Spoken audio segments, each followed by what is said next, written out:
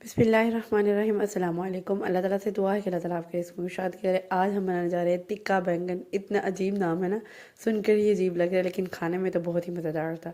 ठीक है, आपने ज़रूर ट्राई करना है और मुझे फ़ीडबैक देना है। और अगर आप मेरे चैनल पर न्यू हैं तो मेरे चैनल को लाइक शेयर और सब्सक्राइब करते जाइए। हमारे जो है बैंगन वो पील कर लिया है मैंने, उसके बाद इसको कट करेंगे। कट करने का तरीका कुछ इस तरह से, कुछ डिफरेंट तरीका है।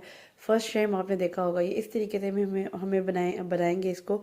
ये एक टाइम सेविंग भी काम है।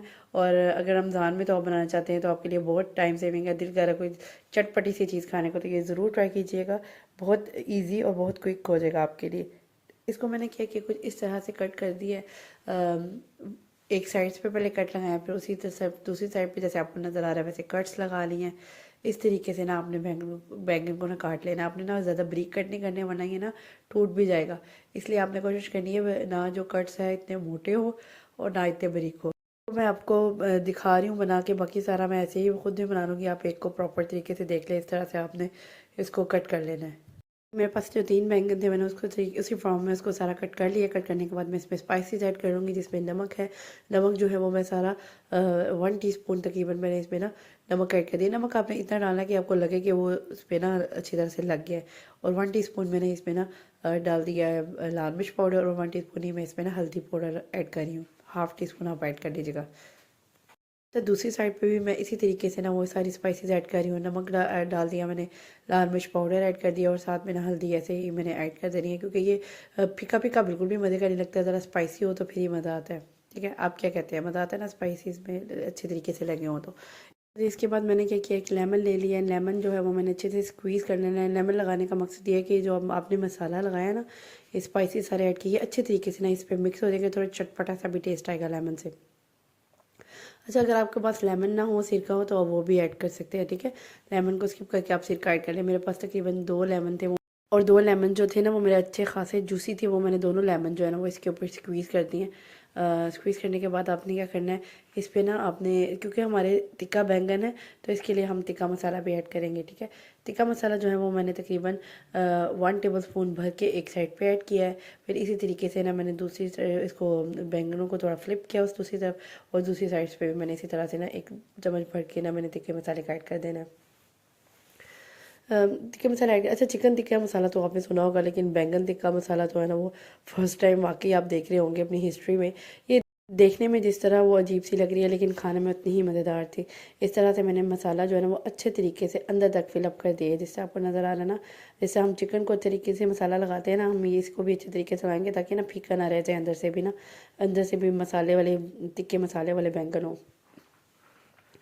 अच्छा, कभी कभी दिल करता है इस तरह हट के कोई चीज़ खाने को। जैसे मुझे तो बहुत पसंद है ये बैंगन। आप बताएं आपको कैसे लगते हैं। मैंने ये ग्लास ले लिया, मेरे पास एक इस तरह का लंबा सा ग्लास था, उसमें मैंने ना हाफ़ बाउल जो है ना वो बेसन का ऐड कर दूँगी। ठीक है, मुझे मज़ा आता है खाने का। फिर साथ में जब मेरा बैंगन होना तो साथ में मेरा दिल करता है कि वो हरी मिर्चें, वो मेरे मुँह में, आपके मुँह में पानी आ रहा है ना, वो हरी मिर्चें भी हों, मज़े मज़े की थोड़ी वो स्पाइसी स्पाइसी थी। ठीक है, ये मैंने बैंगन ऐड कर दिया। बैंगन ऐड करने के बाद इसमें ना मैंने 1 टेबल स्पून इसमें भी मैंने वो डाल दिया, टिक्का मसाले का ऐड कर दिया, ताकि थोड़ा टिक्का मसाला हो जाए हर जगह। उसके बाद मैंने थोड़े अपने स्पाइसेस भी ऐड करूँगी, जिसमें 1 टीस्पून मैंने नमक ऐड कर दिया, 1 टीस्पून मैंने इसमें लाल मिर्च पाउडर का ऐड कर दिया, और हाफ़ टीस्पून मैंने इसमें कुटी हुई लाल मिर्च ऐड कर देनी है। फिर मैंने इसमें ज़ीरा, सूखा धनिया ऐड करना है। 2 टीस्पून सूखा धनिया ऐड कर दूँगी। और 1 टीस्पून मैंने इसमें ना ये गरम मसाला, और 1 टीस्पून ही ना इसमें मैंने हाफ़ टीस्पून ऐसे कीजिएगा गरम मसाला, और 1 टीस्पून में इसमें काली मिर्च ऐड कर दीजिएगा। फिर मैंने इसको प्रॉपर्ली मिक्स कर लिया। ठीक है, ग्लास में डालने का मकसद ये है कि वो ईज़िली आपका ना वो लग जाएगा। वो लॉन्ग एक लेंथ वाइज लंबा ग्लास था तो वो ईज़िली फिक्स हो जाएगा उसमें ना, हमें आसानी हो जाएगी। अच्छा, ये मैं साथ ही साथ बैंगन तो मैं फ्राई कर रही थी। मैंने, अच्छा, हमारा जब कुछ दिल ना करा हो खाने को तो हम ये चीज़ें लाजमी बना लेते हैं, जैसे मिर्चें फ्राई, और साथ में बैंगन, साथ में आलू फ्राई कर लेते हैं। ठीक है, मिर्चों को मैंने कट कर लिया था। कट करने के बाद ये जो मैंने मसाला जो है ना वो अचारी मसाला मैं मिर्चों में फिल करती हूँ, मुझे बहुत मज़ा आता है। एक दफ़ा ये ट्राई करके ज़रूर देखिएगा। कट लगाने के बाद मैंने इसमें अच्छी तरह से ये फिल कर दिए हैं। अचारी मसाला, लेमन है उसमें ऐड कर दिए वैसे ही, और लेमन ऐड करने के बाद इसमें फिलअप कर दिए। ये मेरी दोनों चीज़ें रेडी हैं, जिसमें बैंगन है और मेरी हरी मिर्चें हैं। आलू जो है वो मैं पहले ही फ्राई कर लिए थे।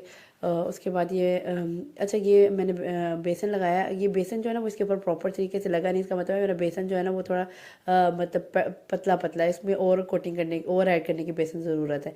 उसमें बाद मैंने ये ऐड कर लिया था। मैं आपको भी चेक करके बता रही हूँ ताकि आपको भी आइडिया हो जाए कि किस तरह से आप चेक कर सकते हैं कि आपने बेसन कितना डालना है, इस तरह से चेक कर सकते हैं। ठीक है, इस तरह से ना मैंने इसकी ना कोटिंग करते हुए भी मैंने ये मैंने देखना है कि जो बैंगन में जो बेसन है वो प्रॉपर तरीके से अंदर तक फिलअप हो जाए। ठीक है, ताकि वो मसाला जो है ना वो बैंगन जो है वो फ्राई हो तो वो क्रिस्पीनेस अंदर तक आए।